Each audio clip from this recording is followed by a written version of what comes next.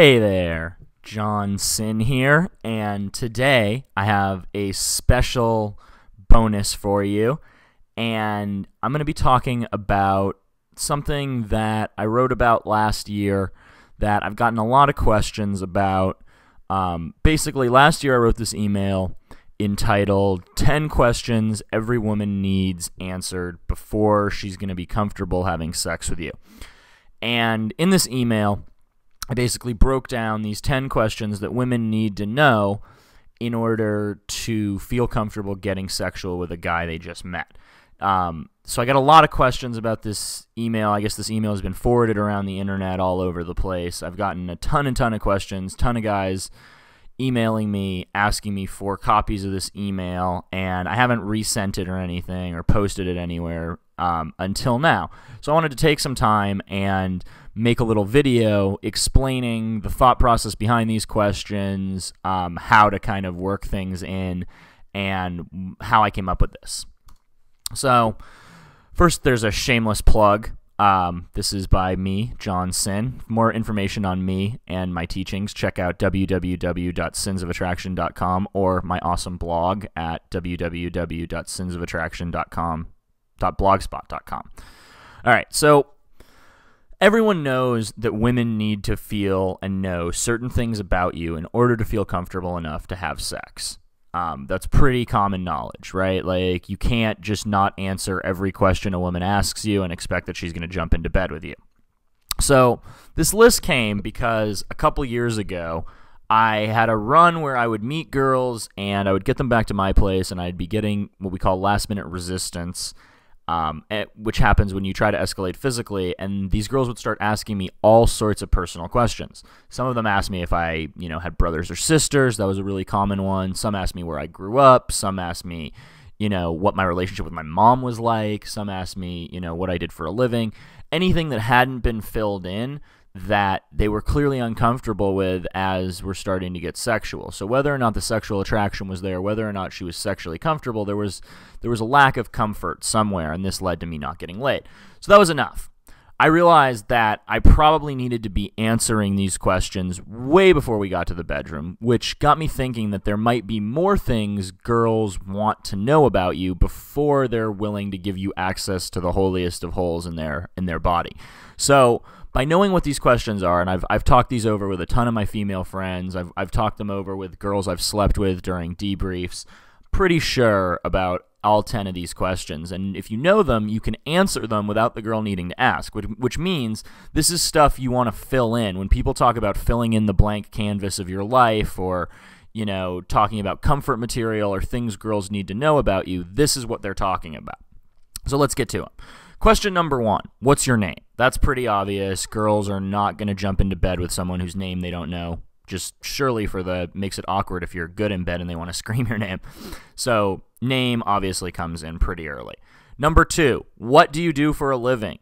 Girls need to know this so that the next day when she talks to her friends about how she met someone, she can say, oh, I met an accountant. Oh, I met a painter. Oh, I met a marketer. Oh, I met a lawyer. What you do for a living is important. Very, very important. Just so she knows. Doesn't mean any sort of value. It just means she needs to know. Question number 3. Do you have brothers or sisters? This one was the one that I and a lot of guys I talk to have been asked when you get girls back to your place and you start escalating and they're uncomfortable. This one comes up a pretty decent amount. So talk about your brothers and sisters. That's a great source of material for talking to women. Question number 4. What do you do for fun? They need to know kind of what activities you do. Do you smoke pot? Do you write? Do you hike? Do you like shopping? Do you party? Do you train for triathlons? Do you box? Whatever you do for fun, girls want to have a sense of what you do when you're not picking her up in a bar or going to work.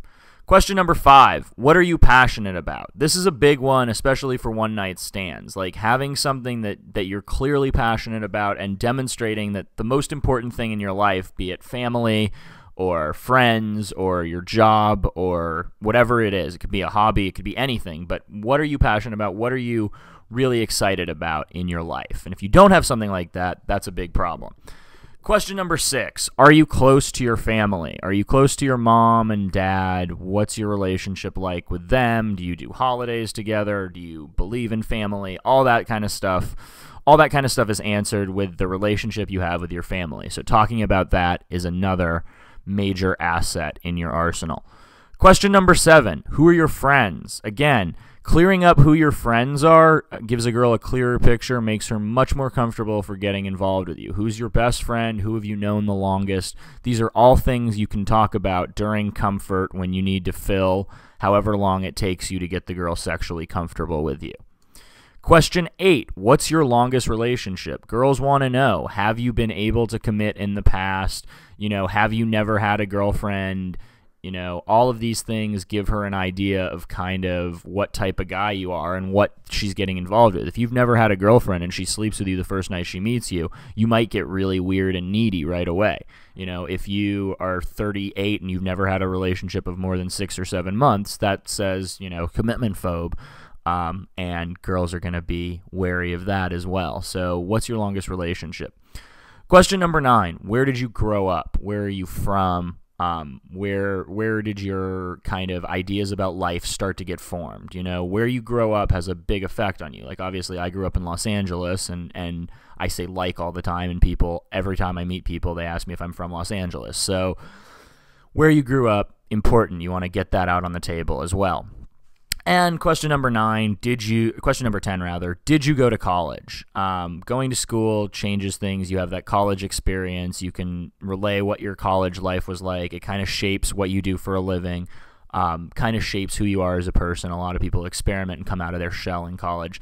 So all of those questions, recapping for you real quickly, we'll go through them one more time because we have about another minute. What's your name? What do you do for a living? Do you have brothers and sisters? What do you do for fun? What are you passionate about? Are you close to your family? Who are your friends? What's your longest relationship? Where did you grow up? Did you go to college? If you guys want to learn more about me or the things I teach, again, check out sinnsofattraction.com or sinnsofattraction.blogspot.com. The point of this material is that you want to shape the things you talk about in comfort to clear up any things a girl might be curious about. And those are the basics. These aren't some magic questions that if you just tell the girl the answers to these questions, you're going to get laid. But they form the basis of what for forever has been called comfort material, quote unquote, or filling in the empty canvas of your life. These are specific things women need to know about you in order to feel comfortable enough to sleep with you, whether it's in 10 minutes or 4 hours. So check those out. Make sure your answers to these are really good and that you put some time and thought into it. And this will give you a basis of things to talk about the next time you're getting to know a girl after she's attracted to you. Hope that helps you guys. If you have any questions, you can email me at Sinn, SINN, @sinnsofattraction.com, and I will talk to all of you later.